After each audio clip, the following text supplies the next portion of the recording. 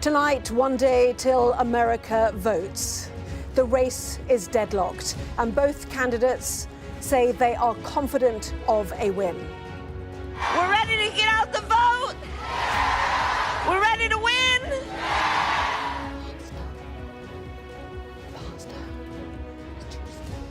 Kamala Harris is making a last-minute dash across the battleground state of Pennsylvania.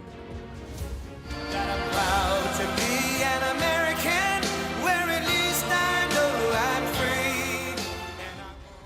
I'm hereby calling for the death penalty for any migrant that kills an American citizen or a law enforcement officer.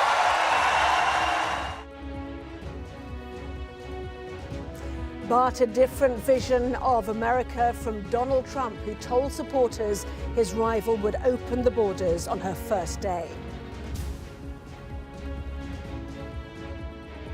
Early votes are already being counted. We'll hear the safety concerns of election officials.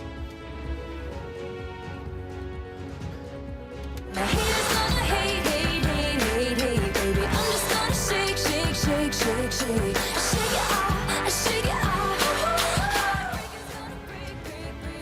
And can the Democrats count on another sprinkle of stardust, this time from Taylor Swift? That's all coming up on The World with me, Anna Botting.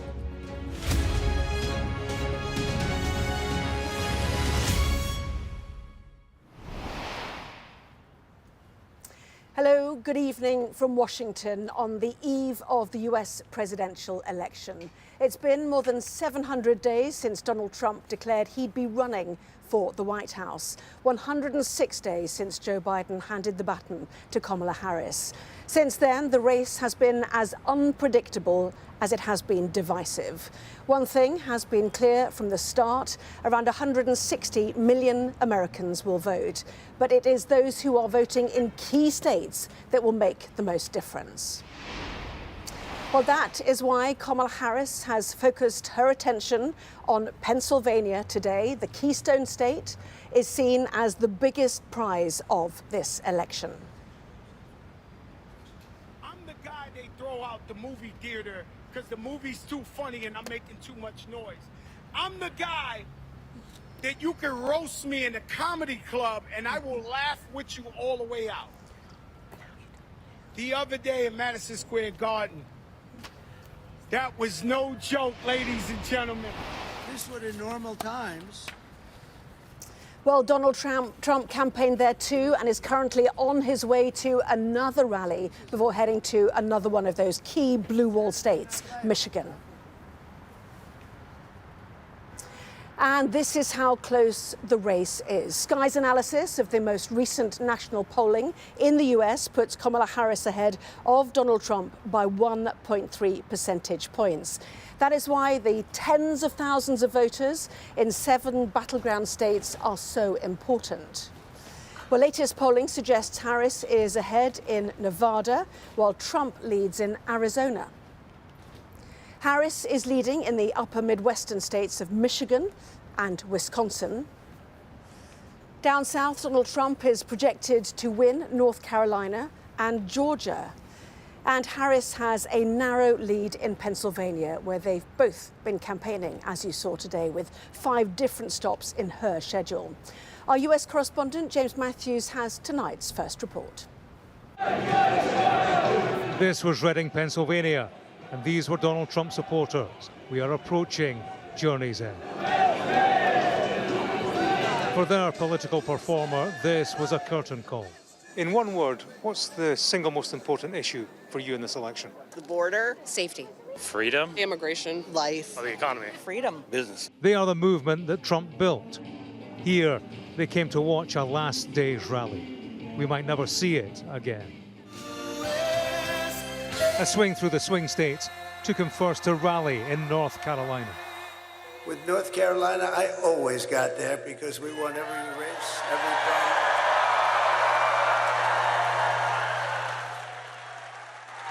So essentially, you know, they have an expression, I hate the expression actually, but it's ours to lose. Does that make sense to you? It's ours to lose.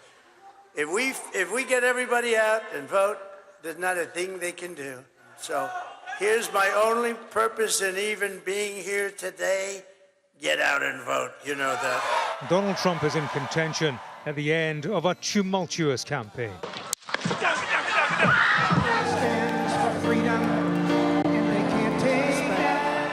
here. Take over, Elijah. I love salt. Wait a minute, I spilled some. Floating island of garbage. I think it's called Puerto Rico. We're leading in every state. And I won't forget the men who died. This doesn't have the celebrity of the Harris campaign. It's an effort built around its central character. A central demographic is the young male voter. We've been left behind. We've been kicked down, as Oliver Anthony put it, and they're kicking us while we're down. I just think he's passionate, he is strategic, and he knows what is right for the people. Women do tend to vote more on emotion and feelings instead of logic and policies. So I tend to think that the Democrats play really, really well to that tendency. Scholarships and job opportunities, so much less if you're white and Christian, because they will turn you down because of your skin color. The Donald Trump phenomenon has created this, a movement that's propelled him to the verge of a second presidential term. One day before the election, this is how U.S. political history looks. How it looks after Tuesday is the big uncertainty. Win or lose. James Matthews, Sky News, in Reading, Pennsylvania. Well, Kamala Harris chose to strike a more positive tone as she held the first of several campaign events in Pennsylvania. She didn't name Donald Trump, instead referring to him as the other guy, as Martha Kellner now reports. Kamala Harris touching down, her support perhaps accelerating in the last hours. Kamala! Kamala! The focus here in Pennsylvania. Kamala! Kamala! And on them, the women she believes can carry her over the line. Polls showing surprise backing for the vice president among independent and older women. I'm a Republican.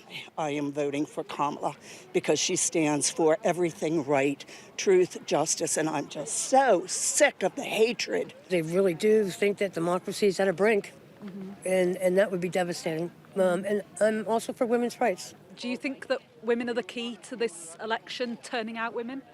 I certainly hope so, but I also hope it's men who also realize that the government really should not play a part in our decision about abortion. A last push brought a new plan. Harris pointedly refusing to say even the name of Donald Trump. There's a huge difference between me and the other guy, which everybody here knows, which is why you are here to help us get out the vote. Harris is blitzing Pennsylvania in a last effort to drive these people to the ballot box on a day when she's drenching her campaign with celebrity. In Philadelphia, they were preparing for her final bow. Harris will appear here tonight with Lady Gaga and Oprah Winfrey.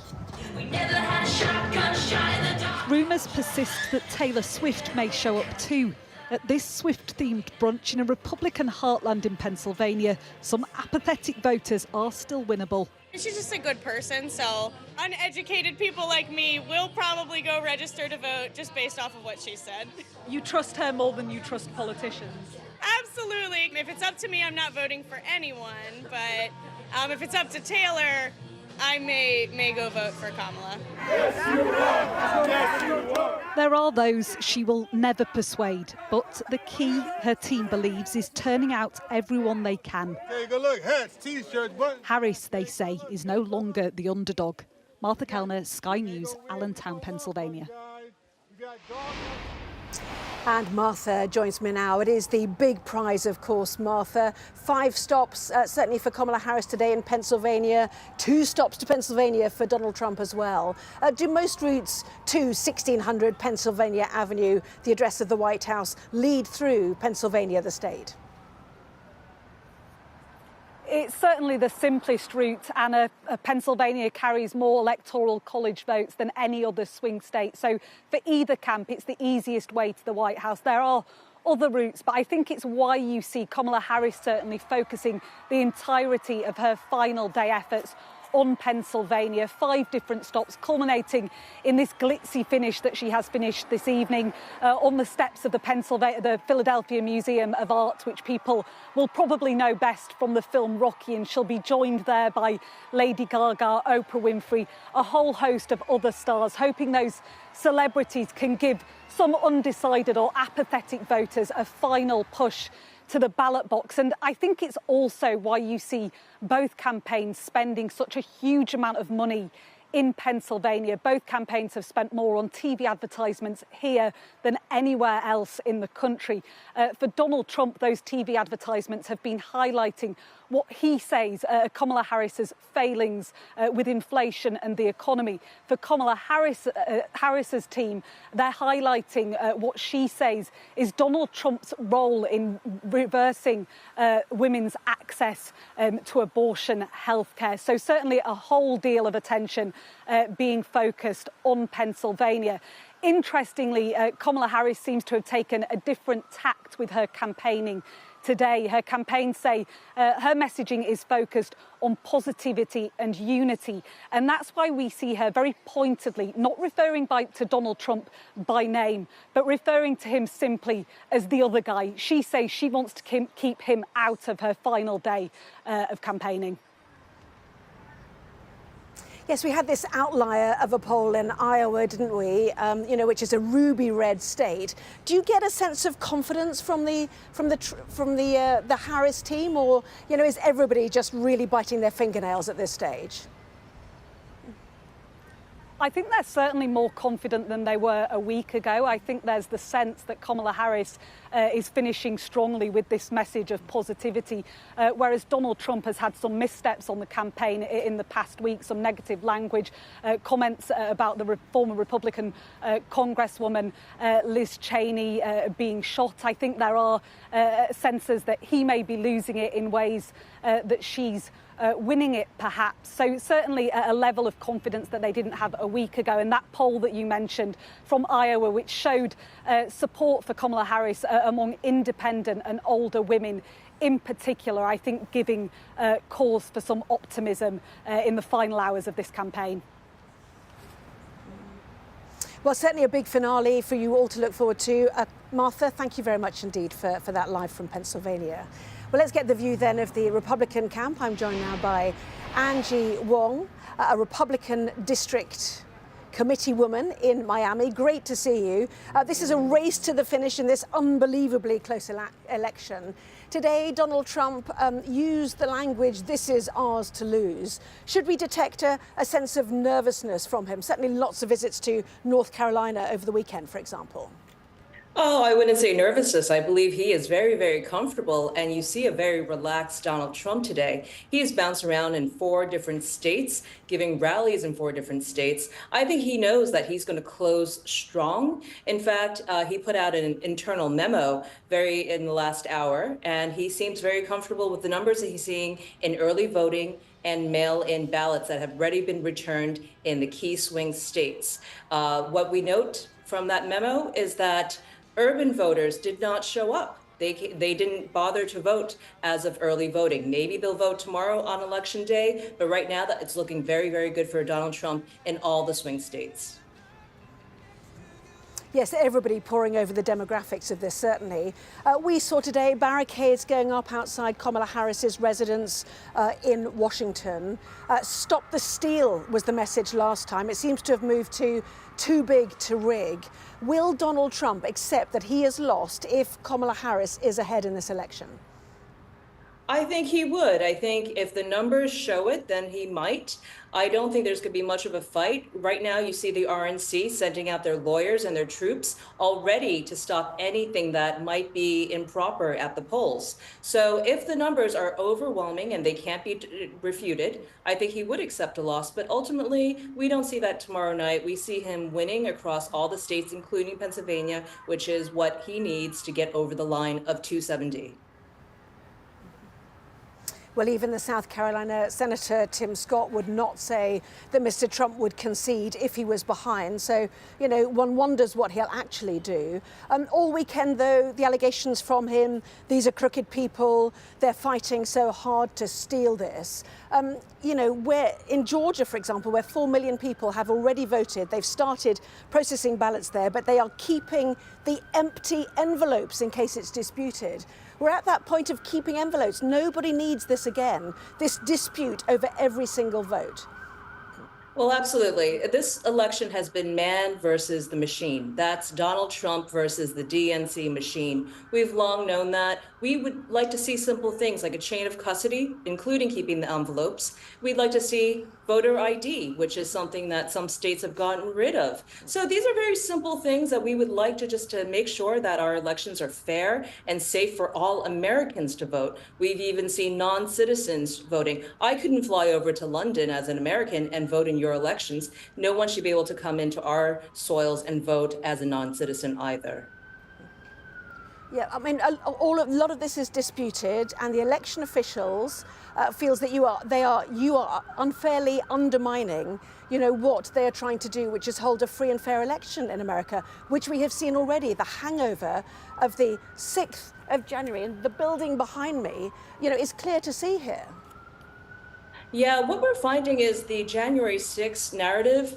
Americans don't really care about that anymore. It was a thing a few months ago, but honestly, come this election, people care about the price of gas and $1 eggs. Those are real kitchen table issues that most Americans are voting on. And what we've seen here in Florida is rage voting. We have Miami County, which I am a district committee woman for. We flipped it red. I mean, it was +8 for Joe Biden in 2020. Now it is a red district. We're +5 as far as Republicans are. So that's what you're going to see at the end of the day when we do the autopsy for 2024. You're going to see blue counties and blue cities like Miami go red, Angie, and we're starting to see that everywhere. Yeah. Yes, well, abortion, which I was going to ask you about, is also very much on the ballot, is it not, there and elsewhere. In the meantime, let's take you to Allentown and to Kamala Harris speaking. And excited about what we will do together. And we here know it is time for a new generation of leadership in America.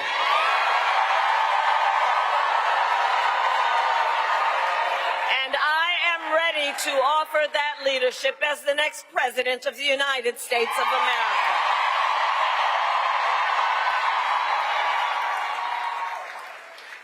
Now, Pennsylvania, the race is not yet over, okay? We got a lot of work to do, and we have got to finish strong. So listen, we got hard work to do, but here's the thing. We like hard work. Hard work is good work. Hard work is joyful work. And make no mistake, we will win. We will win. We will win. We will win. We will win. And one of the reasons we will win is because I do believe when you know what you stand for, you know what to fight for. And we have an opportunity in this election to finally turn the page on a decade of politics that have been driven by fear and division. We're done with that. We're done. And we're exhausted with it. America is ready for a fresh start. Love you, sweetheart. And America is ready for a new way forward where we see our fellow American not as an enemy, but as a neighbor. We are ready. We are ready for a president who understands that the true measure of the strength of a leader is not based on who you beat down, it is based on who you lift up.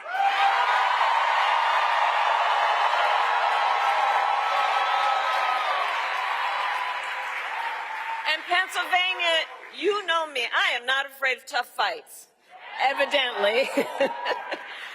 For decades, as a prosecutor and the top law enforcement officer of our biggest state, I won fights against the big banks that ripped off homeowners. I won fights against for-profit colleges that scammed veterans and students. I won fights against predators who abused women and children and seniors, and cartels that trafficked in guns and drugs and human beings.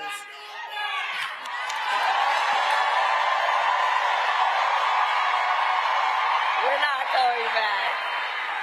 And it is my pledge to you, it is my pledge to you, if you give me a chance to fight on your behalf as president, there is nothing in the world that will stand in my way.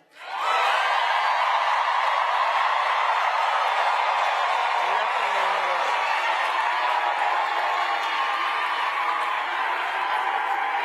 And it is my pledge to you that when I walk, with your help, it is my pledge to you that when I walk in the White House, instead of stewing over an enemies list, I will spend every day working on my to-do list on your behalf, full of priorities that are about improving your life, about bringing down the cost of living, about banning corporate price gouging on groceries, about making housing and childcare more affordable.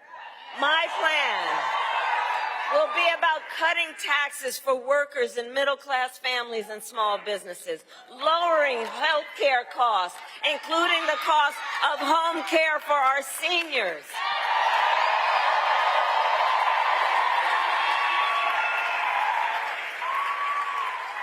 Because here's where I'm coming from on this. I believe access to health care should be a right and not just a privilege of those who can afford it.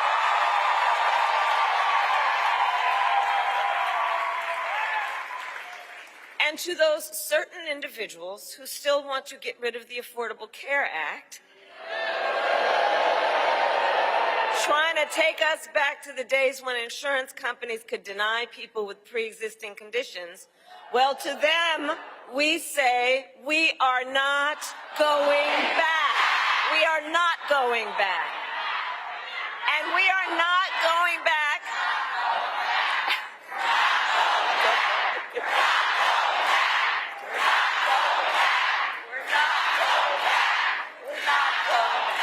And we are not going back because ours is a fight for the future. Ours is a fight for the future. And it is a fight for freedom, like the fundamental freedom of a woman to make decisions about her own body and not have her government tell her what to do. And when Congress, with Bob Casey's help, passes a bill to restore reproductive freedom nationwide, as President of the United States, I will proudly sign it into law.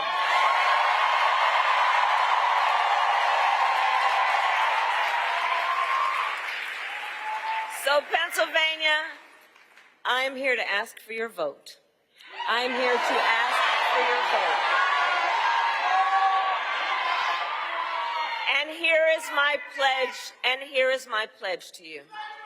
As President, I pledge to seek common ground and common sense solutions to the challenges you face. I am not looking to score political points. I am looking to make progress. And I pledge to you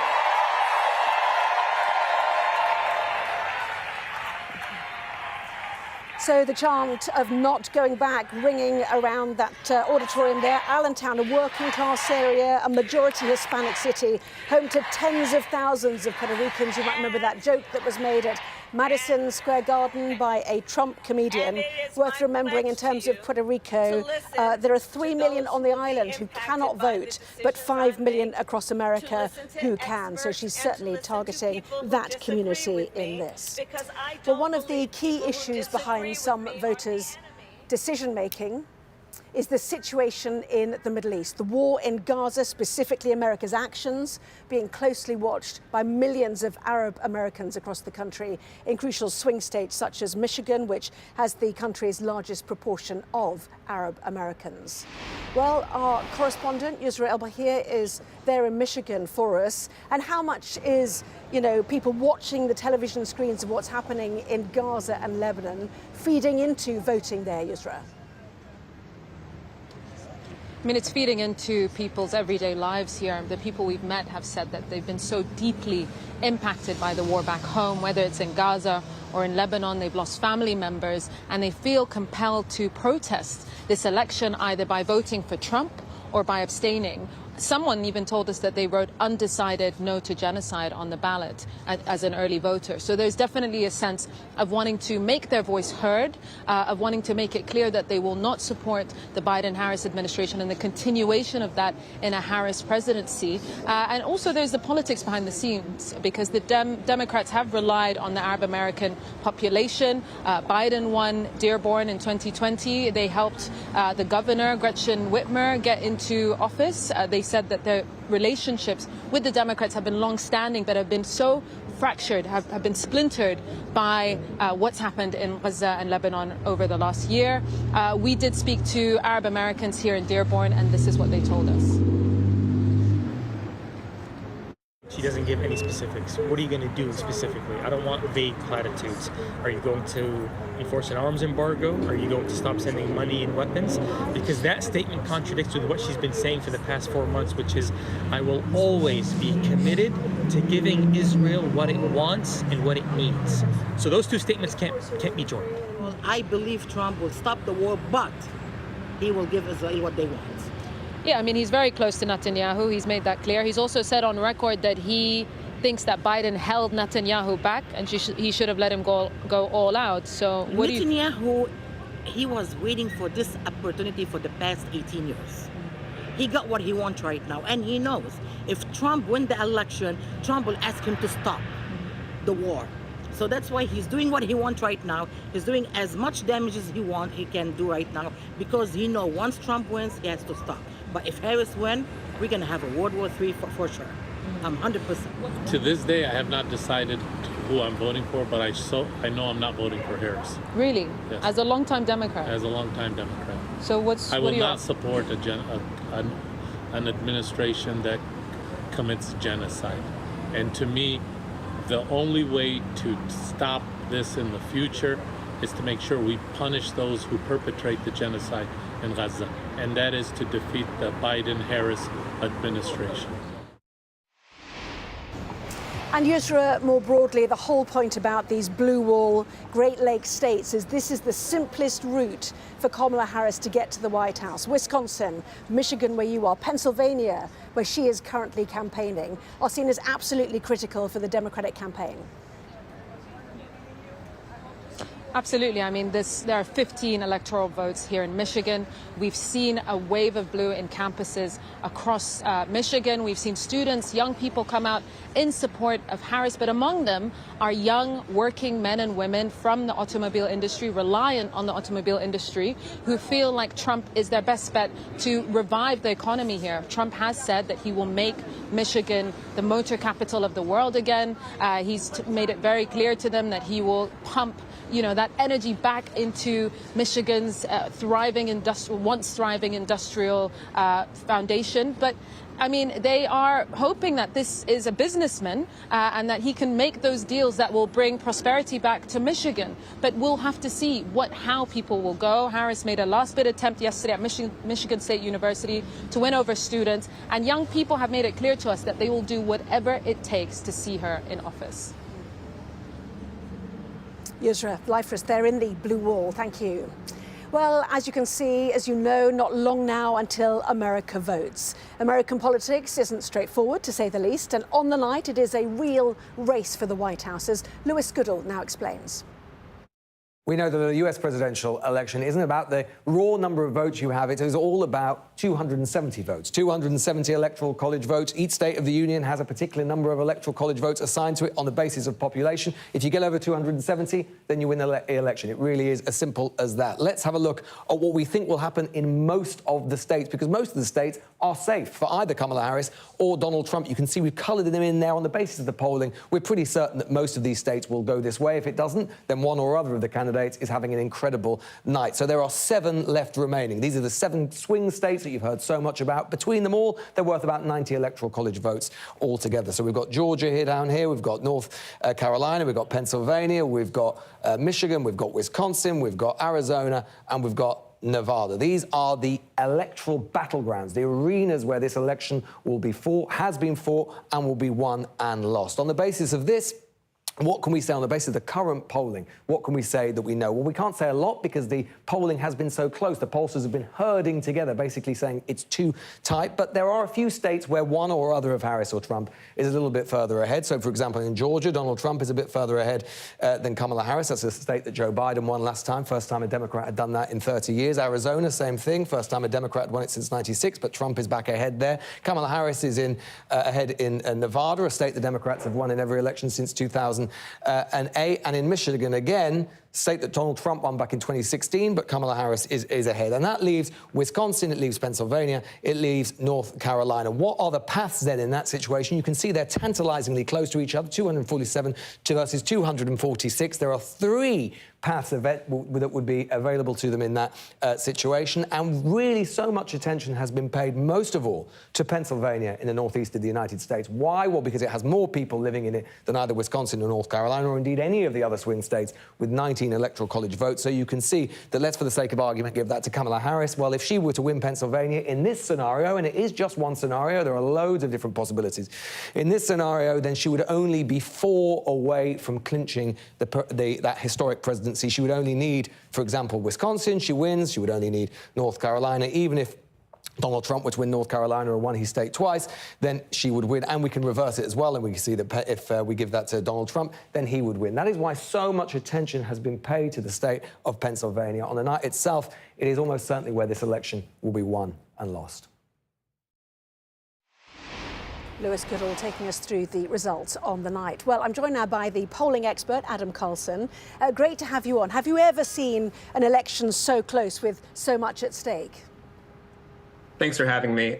No, I have never seen an election this close in the polls right before the election. Usually by this time, we have a sense of who is favored to win, right? There's always a chance of a polling error working in either direction. Usually polls are off by 2 or 3 points.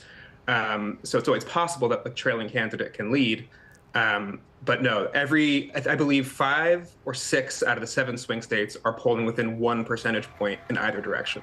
So statistically speaking, that means it's a tie. Yes, all well within the margin. Oh, go ahead.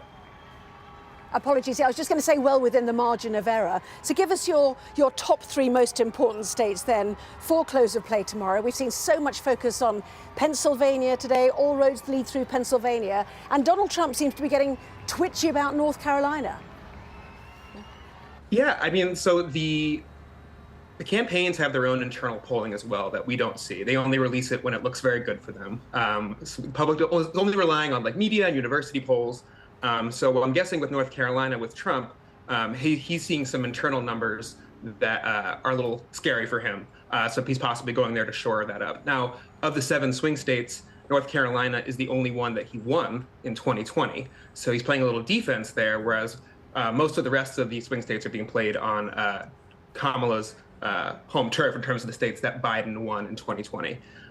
So to answer your question, the 3 most important swing states, it's really in the eye of the beholder. As you mentioned, Pennsylvania goes first. That's the first and foremost. You see the resources being spent there. You see the time being spent there. Harris is in Allentown today, which as you mentioned, is no accident. A very large Latino population, and specifically Puerto Rican population. I just happened to be driving through Philadelphia the other day, and there were some billboards targeting Latino voters from the Harris campaign, specifically about that comment from Madison Square Garden.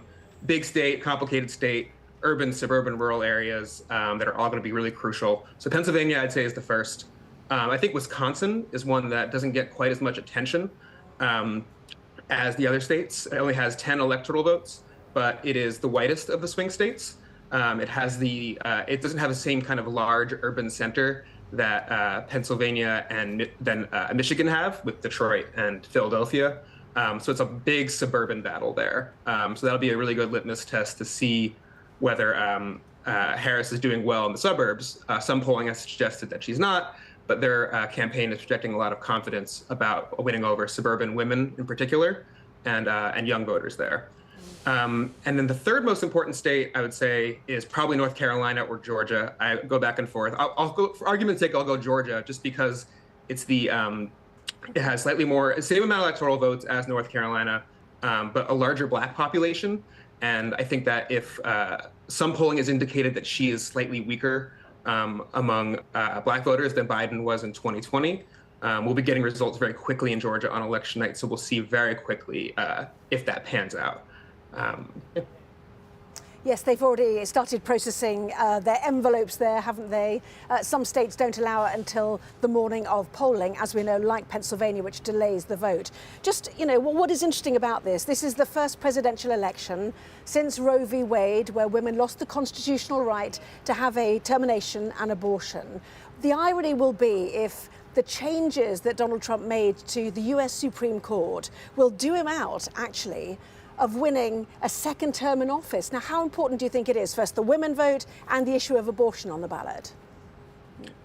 I think it's extremely important. It consistently rates as the third most important issue in most polls for the overall population, but for women, it's often the number 2 issue behind the economy.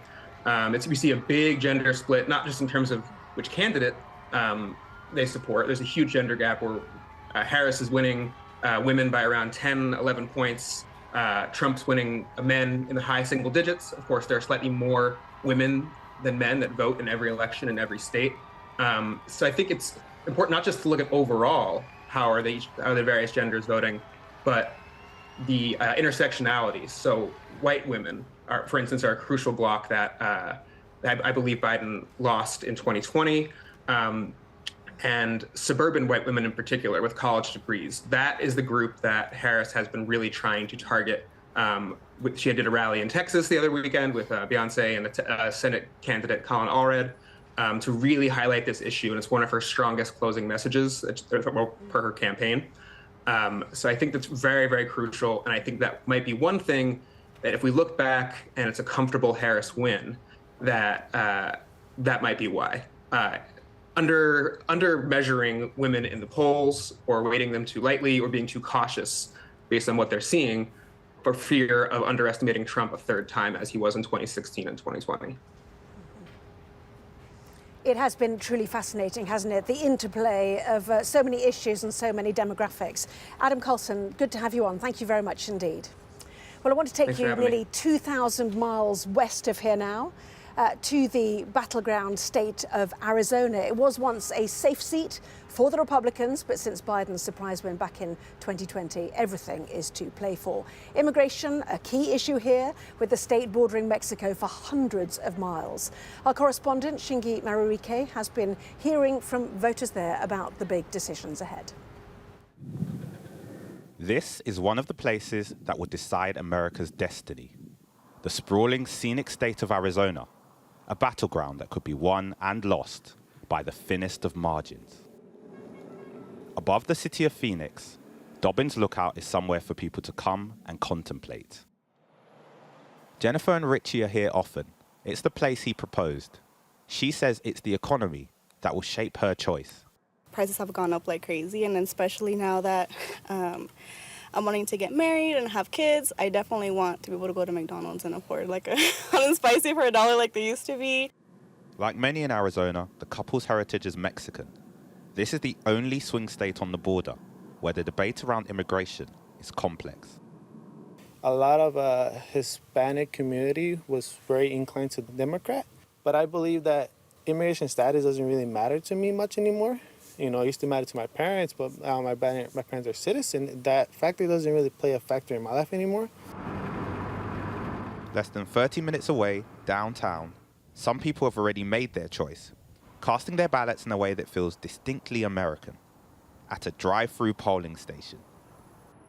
Those include Renee Rojas. She is a lifelong Republican, swinging the other way for the first time. Her reason? Donald Trump. He talks about women as if we're just objects, we're not people, we're just supposed to be just seen, not heard. That's not me, and that's not most women in America. Even if she's not voting Trump, in many ways, Renee still represents the state's old-school conservatism. In 2020, there were demonstrations outside this polling station. Listen to her thoughts on the prospect of disruption after the result. I'm an Arizonan. I have guns myself. I have several different kind of firearms, heavy machine guns and handguns, so I am a proud gun holder. And people will demonstrate the way they want to. As long as they're not hurting anybody, I think it's okay. For other people voting here like Peter, it's a simple decision based on what they think stability looks like.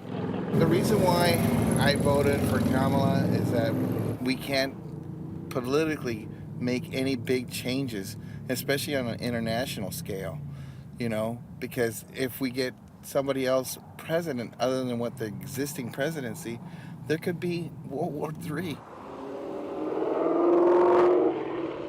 Phoenix and the nearby city of Scottsdale sit in Maricopa County. It's where 6 in 10 of Arizona's voters are, making it one of the most consequential places in this campaign. How you guys doing? How's it going? Pretty good, pretty good. Conservative voter guides? Young Republicans like Dane know this, and it's why they're doing their best to grab people's attention in any way they can, even if it means ruffling a few feathers on the other side. There was a movement, in the last month or so, Swifties for Trump, because Taylor Swift endorsed Kamala Harris. Someone like that, who has a private jet and is flying around the country, for you to sit there on your high horse with billions of dollars and tell people what you think should happen when you're already set for life. He also thinks Democrats are removed from the daily reality of most Americans. Prices of everything in this country have skyrocketed since Biden took over. And his BFF, Kamala, is going to take over and just continue those price hikes. But it's Biden who won here last time by less than 11,000 votes, only the second Democrat to do so since 1948. Arizona was once a reliably Republican state, but in 2020, that changed. A shift driven by an evolving demographic and one of the country's fastest growing populations. The ways people vote are complicated, rooted in not just who they are, but where they're from. With some places, crucial landmarks on the route to victory. Shingi Marike, Sky News, Arizona. Well, let's turn now to the huge logistical task of holding an election. Around 160 million people will cast their votes. And across the country, election officials are hoping for a decisive victory. Donald Trump has been laying the ground for legal challenges, though. And there are already indications online that some groups are preparing to potentially dispute the outcome. Here's what Mr. Trump said on the campaign trail this weekend. Bunch of crooked people. These are crooked people. You know, in California, they just signed a bill that if you're an official or anybody, you're not even allowed to ask anybody for their voter ID. And if you do, you've created a criminal act or something. I mean, they only do that because they want to cheat. What the hell are they doing? Well, I'm joined now by Tammy Patrick, Chief Programme Officer at the National Association of Election Officials. Good to see you. Here we go again, it seems, Tammy. How concerned are you about claims of fraud and indeed disputes we've seen both before and after polling? Well, it's lovely to be here. And I will say that for the last, 2, 4, 6, 8, 10 years, election officials have been preparing for this election. After every election, they prepare with what they've seen as the new playbook. And we know that this undermining of the confidence of the system, undermining whether or not someone should trust it, has become the new modus operandi for some people. So election officials are preparing. They're making sure that their polling locations are secure, that voters have a safe environment to exercise their right to vote. They've implemented all sorts of protocols and policies to make sure that that vote is accurate, including audits, all sorts of transparency measures. I'm fully confident on today, which is National Election Hero Day, as well as tomorrow on Election Day itself, that we can maintain a safe and secure election in a free and fair democracy. Well, Tammy, I was listening to the Milwaukee elections chief, and they'd been struggling to get people to actually count the vote. You know, do people feel threatened? Is it a difficult environment for people involved in elections? Not only do people feel threatened, they are being threatened. And so it's really important to understand that in the United States, 40%, almost 40% of election officials have themselves experienced threats or abuse. More than half of them are concerned about their personal safety, as well as the safety of their staff and their family members.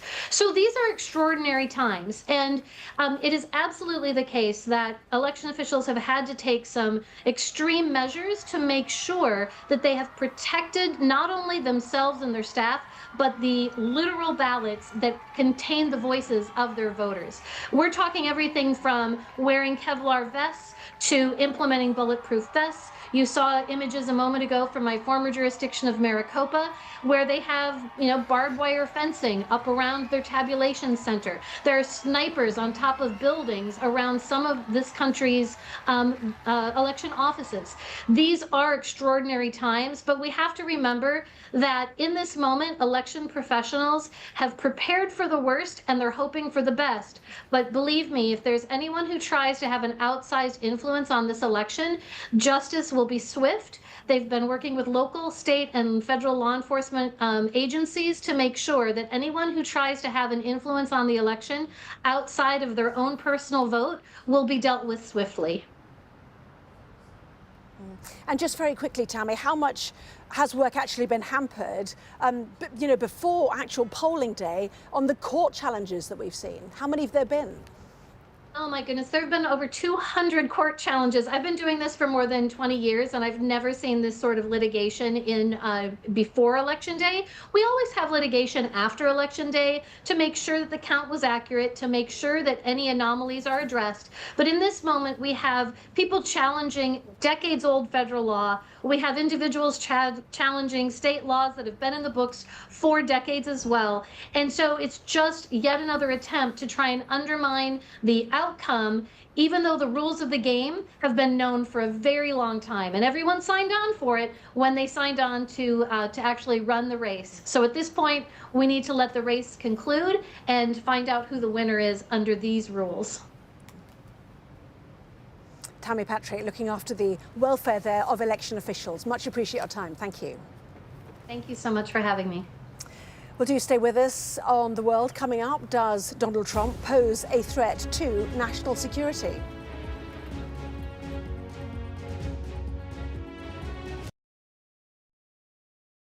Are you ready to make your voices heard? As America votes, Win, win, win, win. Get ready for an election night like no other. Join our team stateside as we get close to the action and bring you the results as they arrive. With full reaction and comprehensive analysis, guiding you through the night in an election which could have huge consequences around the world. America Votes, Election Night Live. Get the full story first on Sky News. Prime Minister Modi is the most popular politician in the country. He is expected to win his third term in these elections. Jubilation in the streets, while some emotional. This is a political victory for Prime Minister Modi and his Hindu Nationalist Party, a promise fulfilled. I'm Neville Lazarus, and I'm Sky's reporter based in Delhi. He paid over $50,000 to traffickers to get him to America. Instead, he was kidnapped, tied up, and threatened by smugglers.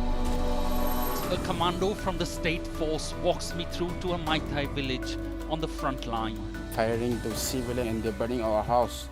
We cross to the opposite side, held by the cookies. When they fire, we have to retaliate. Sky News, get the full story first. Companies like these are helping India in its trajectory to be a serious player in space exploration.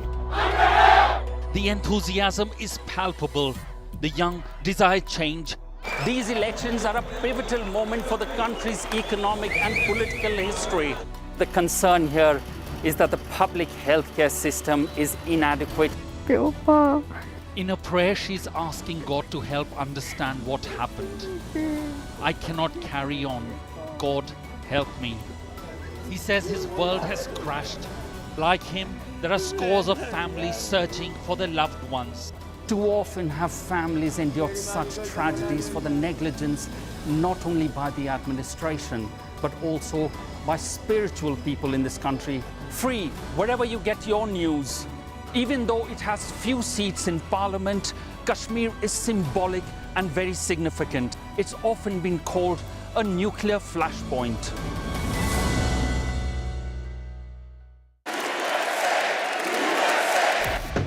I say, bring it on. With America divided and tensions running high, get ready for an election like no other. Join our teams as we follow the campaign trail as America decides. We will win, win, win. Get closer to the action this US election with full reaction and analysis. Sky News, the full story first. There's always more to the news than a headline. We want to discover, to delve a little deeper, to find out what's really going on. Explanation, analysis, the people at the heart of every story. I'm Neil Patterson, and this is the Sky News Daily Podcast. So, by the end, we'll hopefully all understand what's going on in the world just that little better. Available wherever you get your podcasts.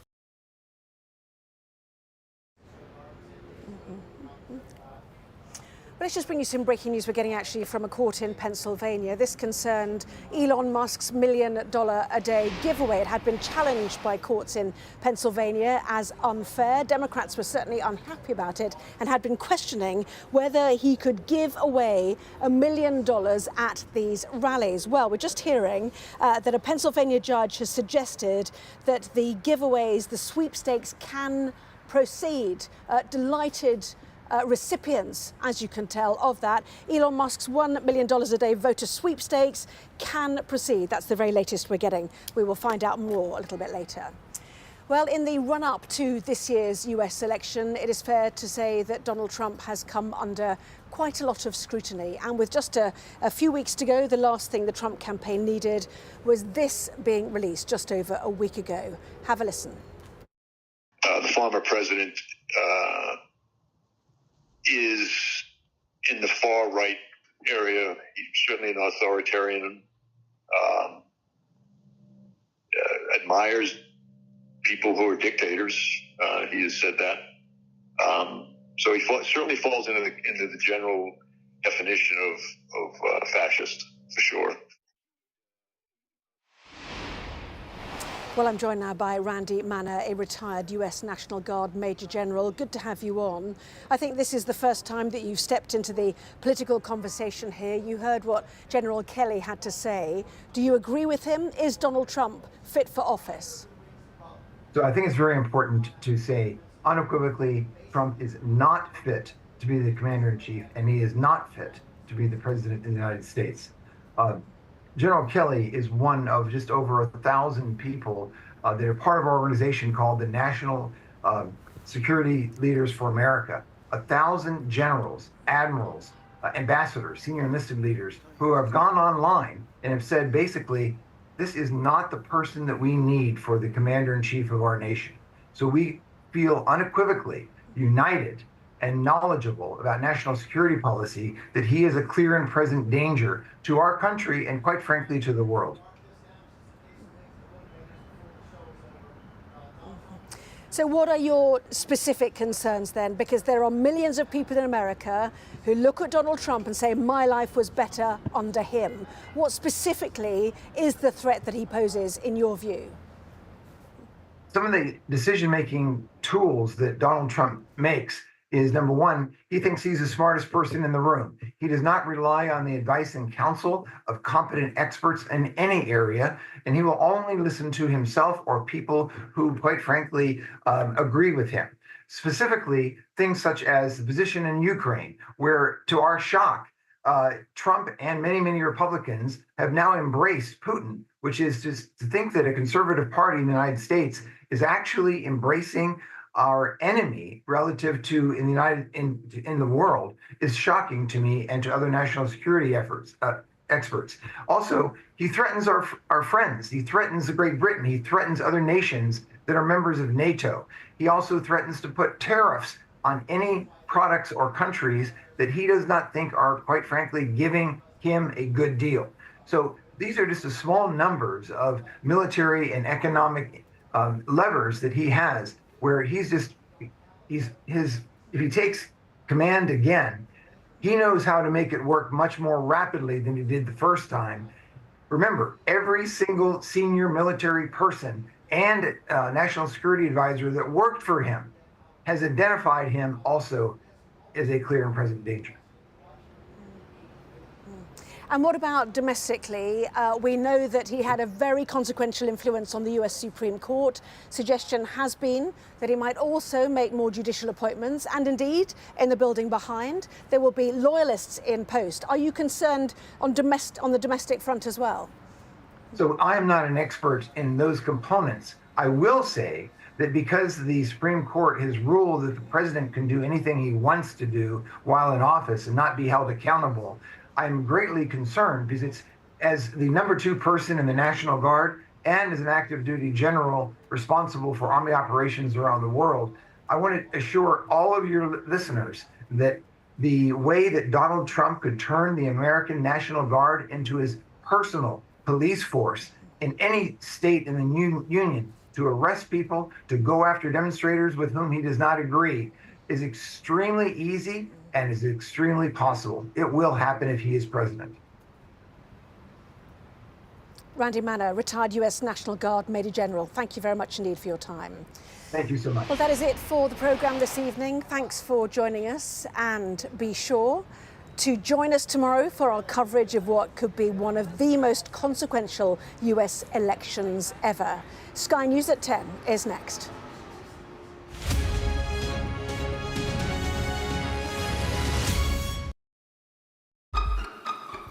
We've got your Sunday mornings covered.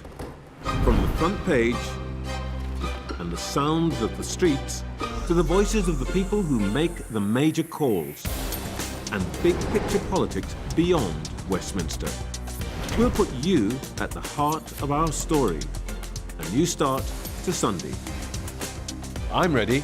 Are you? Join me, Trevor Phillips, Sunday mornings on Sky News.